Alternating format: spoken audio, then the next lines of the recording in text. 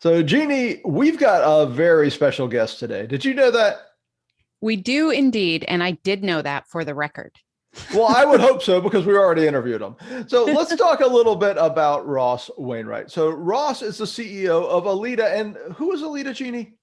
Alita is not only a leading provider of customer insights, but they are also our seasonal sponsor this year. So they have stepped up and partnered with us at Crack the Customer Code. We're very excited because there is a lot of alignment of values and everything else. We're really excited about this partnership. Yeah, 100%. And what is interesting is we've talked so much in this season and last season about the pandemic, the influence it's had on businesses, on customer experience. So I want you to imagine, listeners, Jeannie, taking over a company one quarter before the pandemic starts. And that's what our guest today did. He took over Alida, went through an entire brand change, which you're going to hear about, which was fascinating, and pretty much had one quarter under his boots, before everything started. Yeah. Yeah, it's true. The transformation story on its own would be kind of remarkable anyway, because they had a legacy, they were vision critical before they went through their branding change. And there's a great story behind why they did that. He really took over and really trusted in the employees in really creative ways too. So we hear all about that story in this interview, and it's really empowering, it's really inspiring, and it's something that I think every single person can learn from. 100%. So I'm going to say that we get right into it, Jeannie, and let's hear a little bit about Ross. I'd love to tell you. Ross Wainwright is a seasoned software executive with a proven 30-year record of fast tracking ideas that will disrupt existing markets. As Alita's leader, Wainwright firmly believes in a world where the best business decisions are those made with customers, not for them. He has aligned his global team to help companies uncover and action their customers' truths to improve experiences and create meaningful relationships. Wainwright has been featured in the Globe and Mail, Forbes, BNN Bloomberg, and named number 21 on the list of top 50 software as a service CEOs of 2020 by the Software Report. Ross, we are thrilled to have you here on Crack the Customer Code. Thank you so much for being here, and thank you for being our sponsor for the season. No, listen, my pleasure. Great to meet you and Adam. Jeannie, it's a pleasure to be here. Yeah, we're so happy to have you, so happy to be partnering with you. And I want to dig right into the story. I want to hear about what was behind this transformation, to the name Alita, to the rebranding and the different focus, right? The change in product and service focus, and I think cultural focus, as I understand it. So just love to hear about what was behind that change and sort of how you approached it. Sure. Well, listen, maybe to take a step or two back, our former name, Vision Critical, now Alita, we're a 20-year-old company. We're a Canadian-based firm, but we're very much a global company with businesses in roughly 34 countries around the world. So big global footprint, and we grew up as a customer feedback management platform in what we call in an insight community. So we would build communities that would provide a voice of the customer to help shape a business outcome for our clients. I joined the company in December of 2019, so I'm coming on now, roughly 5 quarters. And when I joined the company, I looked at some of the really attractive aspects of this business. 750 instances, 550 enterprise clients, 94% customer sat scores. So great clients across 5 verticals, including tech and healthcare, media, both CPG and retail, and financial services, of course. Some of the best brands on the planet. And we play in what we call customer experience management. It's about a $25 billion market space. So big TAM, big total addressable market. We've got a pure, what we call native cloud multi-tenant solution. So it's a very modern architecture. It's very agile. And listen, I love playing the role of the disruptor. And we're disrupting a market that's been around for about a decade. It's growing in the middle of the pandemic at roughly 20 to 25% CAGR. Big market opportunity, and we're coming at it from great customer relationships, great customers, but 164 million people use our platform every year. So we've got really great scale, and we want to be a different type of company in the space. So that's what kind of inspired me back in December, coming on board in 2019, and continues to be, part of our drumbeat as a business today. Well, I love that vision. I think that when we talk about these things, sometimes we talk to different leaders who say things like, yeah, we're going to shift our culture. We're going to become different. We're going to stay focused on the customer in different ways. But then when you really scratch the surface, that sometimes leads to a lot of talk and not a lot of action to change that culture. So I'm curious, what were the specific steps that you had to take? What were some of the efforts that you had to put in? Because you had this incredible base of really happy customers, this incredible scale, like you mentioned, but you're asking the people and the culture to shift a little. So can you share a little bit about what that process was like? Well, listen, it's a great question, Jeannie. And I believe that culture matters. What do they say? Culture eats strategy for breakfast. That's right. Something like that. And it's true. I also believe, in a similar vein, that the 400 leaders, LIDERS leaders, our 400 leaders I work for them. They don't work for me. So I really believe in servant-based leadership. My job is to inspire them, challenge them, and get out of their way and help to shape their career, because really satisfied employees, really inspired employees do amazing things with their customers at the end of the day. So we're really fortunate, and I'm really grateful that we have 400 super passionate, disruptive, and ambitious people that want to do amazing things for their clients. The first thing we did to shape the culture, though, to your question, is we decided to change the name. And it's not for the weak of heart. There's a reason most companies don't rebrand their business. And maybe if I had known it all over, if I knew what it was going to take, maybe, I think I'd still do it, guys. I don't think I would have hesitated. I'm so proud of our brand of Alita. Alita is a Latin name. It's a heroine. And it means truth or verity. And our tagline is truth in action, right? There's too many companies that are all about retiring their quota, right? Mm-hmm. Or delivering to their shareholder. At Alita, we put the customer at the center of everything that we do. We are the empathetic software provider. We're a value-based software provider, and we're going to disrupt the market by providing a better TCO, quicker time to value, leveraging our modern architecture. We're going to provide a business outcome that really puts the customer's outcome at the center of what we do. And we think that the market is ripe for that. We think that people are tired. We think that there's a lot of vendor fatigue in our industry where, they're getting audits and, they're consuming surveys or working on Net Promoter Score. And there's an exhaustion, right? Because the value isn't there versus the cost of the product. And we want to disrupt on the technology front, on the customer engagement front, and on the price, on the time to value and the pricing front. And we'll do it on top of a truly modern native cloud architecture. Awesome. So when you let's talk about that disruption. Let's dig into what that means for a company that wants to work with Alita.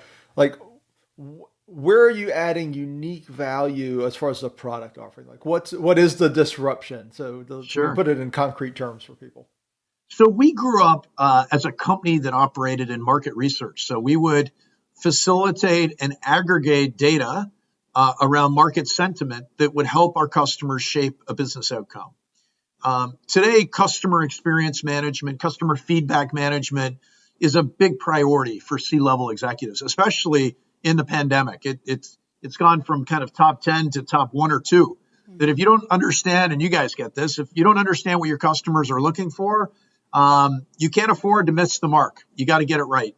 And so our disruptive nature is, first of all, we call it the power of and. So we'll leverage the power of our legacy as a community, an insight community where we're looking at customer feedback management.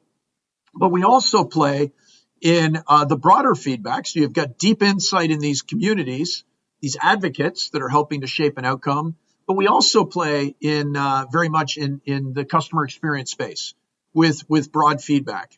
We have one of the most powerful survey platforms, 34 countries, 34 languages around the world. And we believe when you bring the two together, it's a really powerful differentiator. So, Ross, what you're really doing is changing how you approach what you do with what you're hearing, right? Well, listen, we think it's all about the action we help our customers execute upon. We call that truth in action. And there's lots of companies in our space that will report the news. What we want to do is put it into action at the end of the day. And, a great example of it, there's a concept called Net Promoter Score, which is a static score. If you have a bad experience, maybe you respond to a survey and say, listen, I wasn't happy, and I'm going to give you a 4 out of 10. Without understanding the truth behind that score so that you can action something to improve that customer experience or to retain that customer, you're actually missing the mark. And we believe this is where our differentiation really lies. The technology, our modern architecture enables us to do exactly that. We can put the truth into action. We can do closed loop, whether it be through surveys or Net Promoter Score, whether it be through our insight communities. We think we've got a competitive advantage around the how and the why at the end of the day. Well, and I really appreciate that, because one of the things that I've said a few times on this podcast, I think too, is customer experience is about the hard truths. It's about listening to the things that sometimes are hard to hear, and then also listening with an eye towards, or with an ear, I should say, towards the nuance, towards understanding what is somebody really trying to tell us here. And so I really appreciate that the tagline is, truth in action, because I think we need, as customer experience leaders, to really guide that more. So for the leaders that are listening right now who are maybe gathering this feedback in the right way, they're trying their best to turn these truths into action. What kind of wisdom do you have, or what are some of the best practices that you've seen around that, specifically turning those things into actionable items? Well, first of all, the technology's got to work at the end of the day. It's about having the real truth. To your point, Jeannie, you nailed it, right? You need to understand the reality of what your customers are working with. And but to capture that, to capture the power of that, the technology has to work. And we think there's a lot of complexity in SaaS software. We think there's a lot of implementation dollars that need to layer on through our competitors. Everybody's under tight budgets right now. Everybody's looking to, yes, aggregate the data, but they want to get the quickest time to value at the lowest possible price point to go and put that to work. And to do that, you need to have a modern architecture. There's a lot of companies that have been in this industry a long time that are using what I call customer experience 1.0 platforms, and they're just not agile at the end of the day. There's a reason why there are companies that do Net Promoter Score. They get the score, but there's no closed loop to go answering the why and providing maybe a coupon or some sort of credit back to that customer to say, listen, we missed. Thank you for sharing the feedback. We'd like you to try again, and we'd like to come back and give you some incentives to give us another shot. Without that, there is no business value. There is no return on investment. It's just a static score. And we think we approach that in a very different way because of the differentiation in our architecture. Well, I think that's a super important point, because when we look at sort of NPS failure, so to speak, like there's sort of two. There's a cultural failure of just being focused on the numbers, right? Just you forget that it's a NPS system. The second part is, what is the reason for your score, right? Which is what you're talking about, that being able to close the loop on the feedback. And the second part is does your tech allow you to do that? If you have the culture in place to want to do that, do you have the tech that actually allows you to do that at scale and quickly and rapidly and effectively, right? No, it's a terrific point, Adam. And we believe that in order to have the lowest TCO, in order to have a value-based approach, it needs to be cloud native, right? It needs to be a true native cloud solution. I'll give you an example. So when we download our operating systems on our iPhones at night, right? Because Apple's told us that if you want the new stuff, you got to download it. That when you wake up the next morning, you don't have to worry about your calendar or your contact database or whether I've got to download my Spotify music or my apps. They're all there. That's the power of a native cloud. When we upgrade our 40 enhancements a year or launch 3 brand new products, they're all based on a native cloud architecture. So as a result, we can actually get systems up and running in 10 days. We had a client, Big Fish, which is in the gaming industry, and I'm really proud of them. They launched the product within 10 days. They actually had launched their first survey. They were garnering feedback. It was shaping the message back to their next gaming strategy and delivering value in 10 days at the end of the day. Wow. And we think that's what the industry is looking for. Not 6 months and $500,000 worth of consulting. They're looking for simplicity. And I think that, that true native cloud architecture, I think, is an important differentiation. The other differentiation, though, is value-based pricing. So when you consume more surveys, that should be a good thing, not for an opportunity where the vendor is going to slap another invoice because you're consuming more of their software. We need to provide predictable pricing, right? So you actually know what you're going in. And if you're going to consume more, that's a great thing. We shouldn't put those limits. So this concept of, counting users or counting surveys or counting theaters, right, just for an opportunity to drive more software, we think that's a legacy approach it's just not in the customer's best interest. I love hearing this because I have seen where just, if we name the survey a certain thing, we'll take a debate that goes way beyond 10 days. And that's just about what we're calling the darn survey. So, I think that getting things out rapidly so that you can get that feedback rapidly, that's something we don't talk about enough. We don't talk about how the speed of that cycle is actually an enhancement to the customer experience, because then you can use those insights, you can make those improvements, you can go back and get that feedback again and turn it right back into insights and action. So I think that's really cool that you can speed up that cycle the way that you talked about there.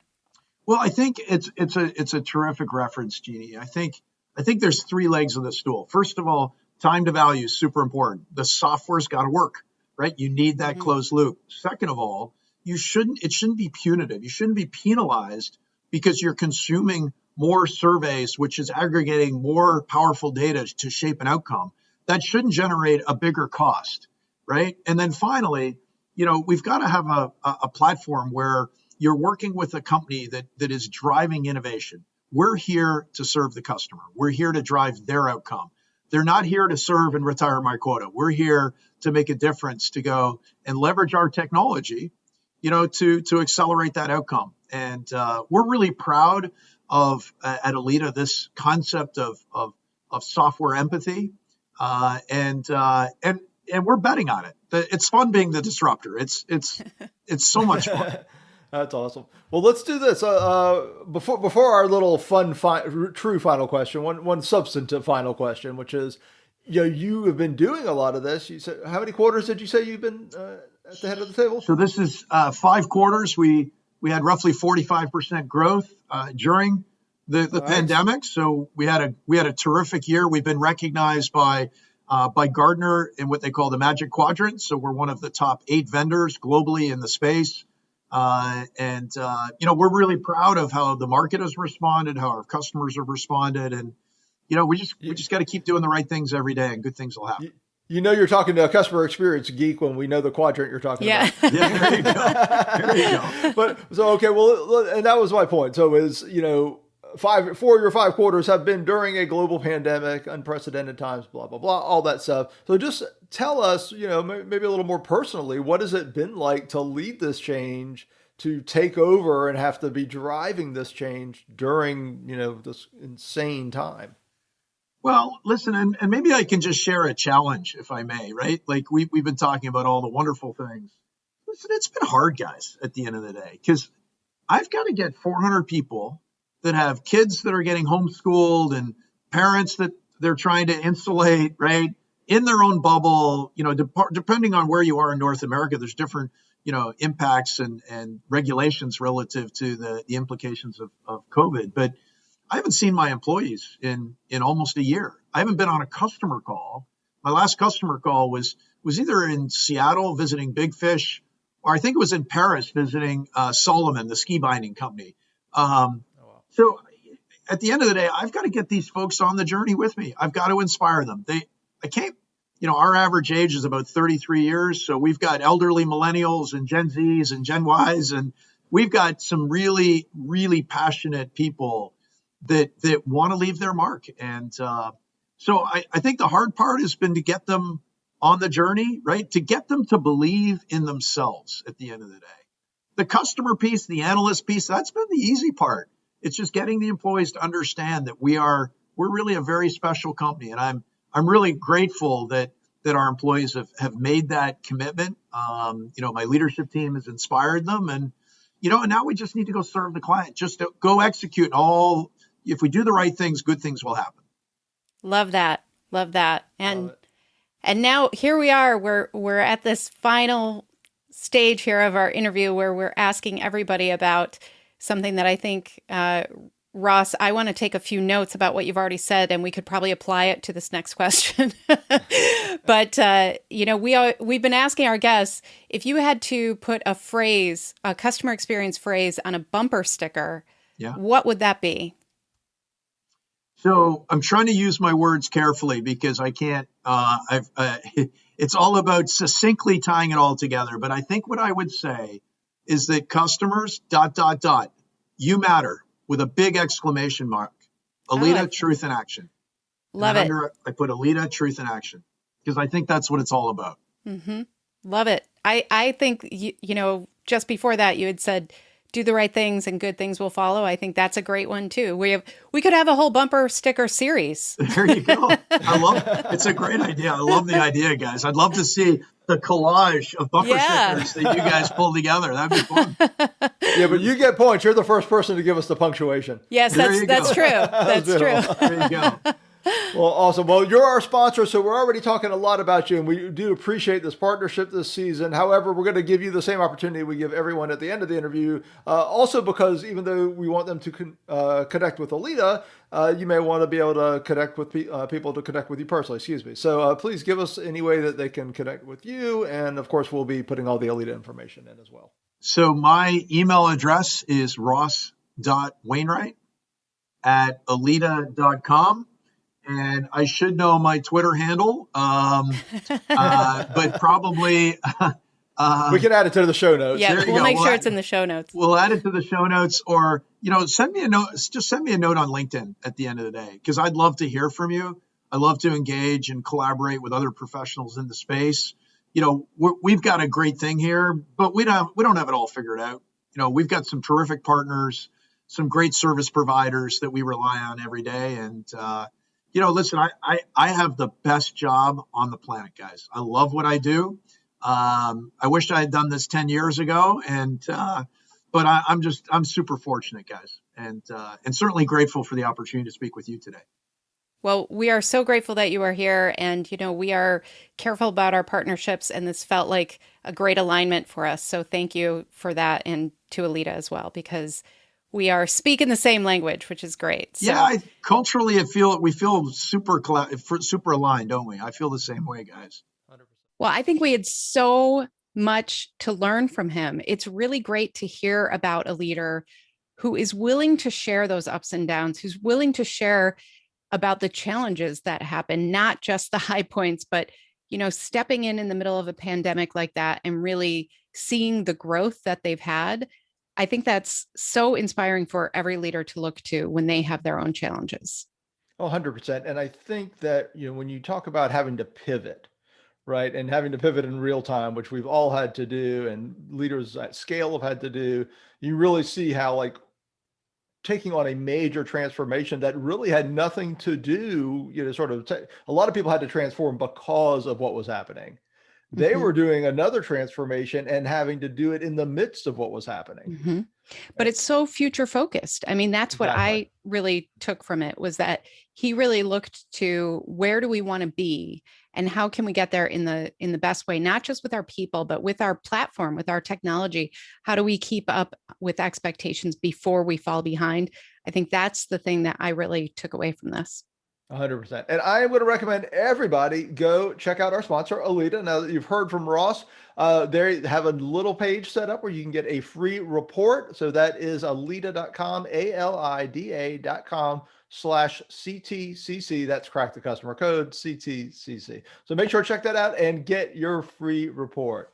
Jeannie, what else do we love besides our seasonal sponsor, Alita? Well, obviously, we love our listeners. And in this case, because we're on video, our viewers. We love our viewers too. So thank you so much for joining us here on Crack the Customer Code. We are privileged to have Alita as our sponsor this year, and we are always privileged to have you here with us. I'm Jeannie Walters. You can find me at experienceinvestigators.com. And I'm Adam Dvorkin, and you can find me at customersthatstick.com. Until next time, take care of yourself. And take care of your customers.